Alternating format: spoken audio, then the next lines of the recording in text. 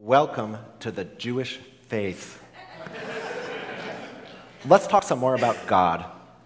Chapter 4, God and his lack of interest.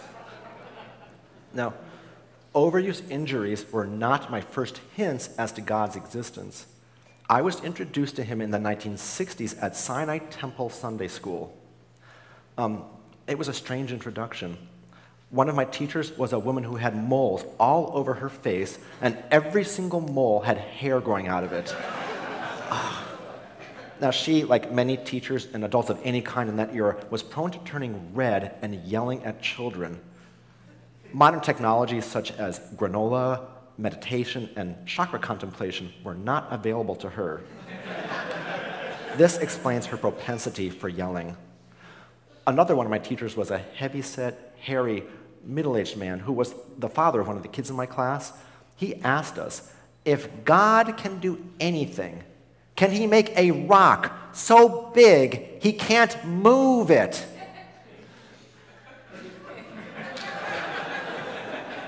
I didn't hear a good answer to that question in that class. I still haven't heard a good answer to that question. Now, I wasn't only taken to Sunday school, I got to go to Sunday school, I got to go to temple services. Now there, old men would be on the stage intoning the prayers in Hebrew and in English, the same ones over and over and over again. Those old men and their prayers had absolutely nothing to do with me nor my life. For example, when I was 12 years old, I went on an overnight field trip with my Sunday school class. And it was there that I had my first crush, followed by my first shame, followed by my first jealousy, followed by my first despair. There was a boy there, my age. He had a kind face and a gentle smile and flowing black hair. Think Fabio, but scrawny and kind. Now, he was really nice to me, and I liked him. But he was into Nancy Edelstein, and during the retreat, they went off for a walk together, and when they came back, he was not wearing a shirt. Those warm feelings in my chest turned into twisting pains in my stomach. I had no idea what was happening inside of my body other than that it sucked. Those old men and their prayers were never going to help me with the Fabio Jr. problem. In the 1970s, my parents decided that temple was meaningless for them too, and they gave me the option to not be bar mitzvahed. Thank God. God at Sinai Temple was old and grouchy, and he would never have understood me anyway. And we were like two people who had been introduced at a cocktail party, but we realized we had nothing in common with each other. And there was this awkward moment of fidgety silence over the punch bowl, and then I think I'm going to go see what they're serving over there. And in the 1980s, God reappeared, and he looked a little better. I was taking Religion 101 class at Bowdoin College with Professor William Gohegan, the thundering orator who thought that I was the heir to him and to Hegel. Now, he was into something called mysticism. All the authors that we were reading were Eastern or Western mystics. In that class, I learned about something that could solve all of my problems, including Fabio Jr., for good. That something was the mystical experience, a direct experience of God. Professor Gohegan had had such an experience. Everyone who had written the books we were reading, they had had them experiences too. Even some of my classmates were having mystical experiences. I wanted a mystical experience too, but I wasn't having one. Oh. If God wasn't going to give me a mystical experience, who was going to do it? I know. Maybe the founder of analytic psychology, Carl Jung, could do it. Why did I pick him? Well, there's a reason. A lot of the professors at Bowdoin College were into Carl Jung, and they would see him in everything. They were the most charismatic professors on campus, and they would publish papers such as A Jungian Interpretation of Hamlet, or A Jungian Interpretation of Zen Buddhism. Unfortunately, no one had yet published the seminal paper, A Jungian Interpretation of Richard Snyder and his Fabio Jr. problem.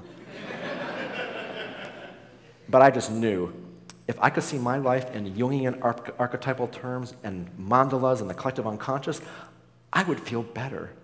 And if not Western enlightenment, how about Eastern? If I could have a Zen moment of Satori, I would for sure feel better. So my path was clear. I'd cover both bases, East and West. I would become a Jungian analyst with an interest in Far Eastern religions. So I went off to medical school thinking Jungian, Zen, and Taoist thoughts, and it was there that I met Elizabeth Targ of the Full Bladder Fascination Targs.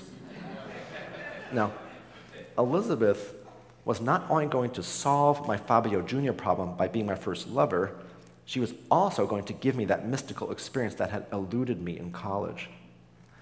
Let me tell you about Elizabeth and her family. Now, Elizabeth was from Palo Alto. Her father was a renowned parapsychology researcher who had United States Defense Department funds to use ESP to find missile silos in Russia from their living room. Her mother was even more formidable. She had long white hair and was a combination of hippie Earth Mother and hardcore New Yorker. She was also the sister of Bobby Fischer, the famous chess player. Now, Elizabeth and her family not only knew about Carl Jung and mandalas, they pretty much were Carl Jung and mandalas. I was over at their house for a Thanksgiving dinner, and Elizabeth's father stood up to give a toast at the beginning of the meal. He raised his glass, and he explained to us that Thanksgiving was actually a Taoist holiday. These people made me feel better. They were surrounded by interesting people. You pretty much had to be interesting to be around them. So if I was with them, I was therefore interesting too.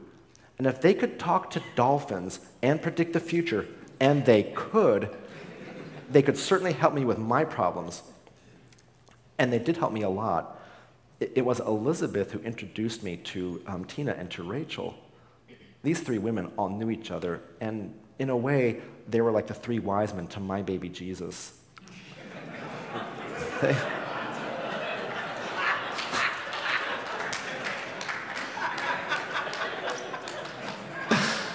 Oh. You know, they bestowed their gifts on me, but instead of gold, frankincense, and myrrh, they bestowed the gifts of their love, their themselves, and their caring. And their love, and Rachel's love in particular, was way better than anything I'd ever read in a mystical, esoteric textbook. My problems of repeated humiliations, betrayals of success by injury, and Fabio Jr. had been solved for good, not by religion, but by the warmth and love of a normal family life. But even though I had wandered away from God at that cocktail party, he hadn't forgotten about me. I could see him across the room. He would write something down on a piece of paper, and then he'd look back up at me. This didn't look good. And I could swear I saw him mouth the word